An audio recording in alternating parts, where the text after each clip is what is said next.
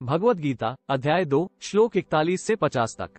व्यवसायात्मिका बुद्धिरिके कुरुनंदन बहुशाखा हिनंताश्च यामिमा पुष्पिताम watch प्रवदन्ति विपश्चिता वेद्वाद्रता पार्थ नान्यदस्तीति वादिनः कामामाना स्वर्ग प्राजन्मिकर्म फल प्रदाम क्रिया विशेष बहुला भोगैश्वर्य गति प्रति भोगैश्वर्य प्रसिक्ताना तयाप्रित चेतसाम व्यवसायात्मिका बुद्धि समाधो न विधीयते त्रैगुण्य विषया वेदा निस्त्रैगुण्यो भवार्जुन निर्द्वन्द्वो नित्यसत्वस्थो निर्योगक्षेमात्मान यावनत उत्पाने सर्वतः संप्लुतोत्के तावान सवेषु वेदेषु ब्राह्मणस्य विजान्तः कर्मण्येवाधिकारस्ते मा फलेषु कदाचन मा कर्मफल हेतुर्भूर्माते योगस्थ कुरु कर्माणि संगः त्यक्त्वा धनंजय सिद्धे सिद्ध्यो समो भूत्वा समत्वम योग उच्यते दूरेन ह्यवर कर्म बुद्धि योगाधनंजय बुद्धो शरणमन विच्छ कृपणा फल हेत्वा बुद्धियुक्तो जहाति उभे सुकृत दुष्कृते तस्माद् योगाय युज्यस्व योग कर्मसु कौशलम। Bhagavad Gita, Chapter 2, verses from 41 to 50. Arjuna, in this yoga of selfless action, the intellect is determinate and directed singly towards one ideal, whereas the intellect of the undecided, ignorant men moved by desires, wanders in all directions after innumerable aims. Arjuna, those who are full of worldly desires and devoted to the letter of the Vedas, who look upon heaven as the supreme goal and argue that there is nothing beyond heaven, are unwise. They utter flowery speech recommending many rituals of various kinds for the attainment of pleasure and power with rebirth as their fruit.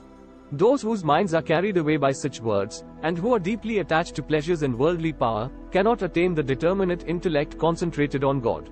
Arjuna, the Vedas thus deal with the evolutes of the three gufas, modes of prakriti, viz., worldly enjoyments and the means of attaining such enjoyments. Be thou indifferent to these enjoyments and their means, rising above pairs of opposites like pleasure and pain etc.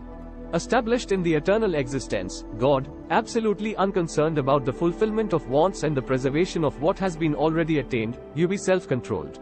A Brahmana, who has obtained enlightenment, has as much use for all the Vedas as one who stands at the brink of a sheet of water overflowing on all sides has for a small reservoir of water. Your right is to work only and never to the fruit thereof. Do not consider yourself to be the cause of the fruit of action, nor let your attachment be to inaction. Arjuna, perform your duties established in yoga, renouncing attachment, and be even-minded in success and failure. Evenness of mind is called yoga. Action with a selfish motive is far inferior to this yoga in the form of equanimity. Do seek refuge in this equipoise of mind, Arjuna, for poor and wretched are those who are the cause in making their actions bear fruit. Endowed with equanimity, one sheds in this life both good and evil. Therefore, strive for the practice of this yoga of equanimity.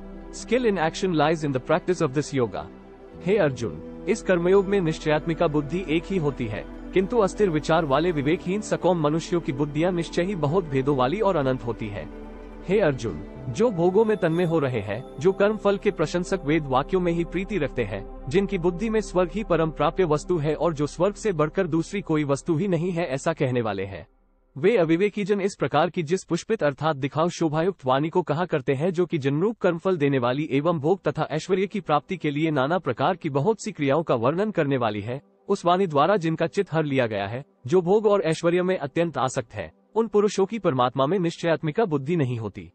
हे अर्जुन, वेद उपर्युक्त प्रकार से तीनों गुणों के कार्यरूप समस्त भोगों एवं उनके साधनों का प्रतिपादन करने वाले हैं, इसलिए तू उन भोगों एवं उनके साधनों में आसक्तिहीन, हर्ष शोकादि द्वंद्वों से रहित, नित्य वस्तु परमात्मा में स्थित, योग क्षेम को न चाहने वाला और स्वाधीन अंतःकरण वाला हो।